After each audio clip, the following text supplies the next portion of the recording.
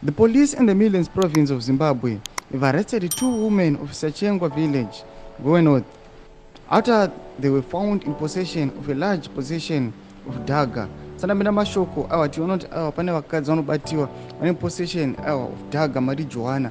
Kuti subscribe like turn on the bell icon. Tipinda munhu kwamuchinzi. Provincial Police spokesperson Inspector Emmanuel Mahoko confirmed the arrest yesterday and urged the public to desist from peddling drugs.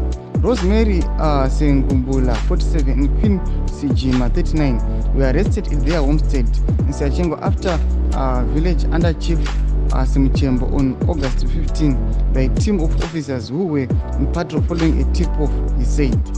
Mahoko said police discovered that the two were co-wives to a man by the name John Mdenda.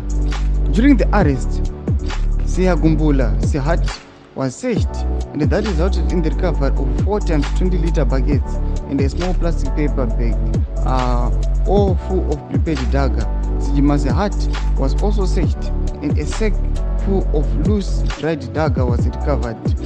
The police spokesperson added, "Domashwa rubuda pana mtota aiwa, vona kuti vakadzi ava vari kunzi the wives of uyo anonzi Mdenda, ndo vari kunzi ava vanobatiwa vane large quantity 4 by 20 liters dzedagga." Ameno kuti vanhu vari kufosiwa kuti vaite maacts akadai so nenhau yekuti aiwa vari kuona kuti zvinhu zvakaoma munyika yeZimbabwe, vautanga kuita zvinhu zviri illegal.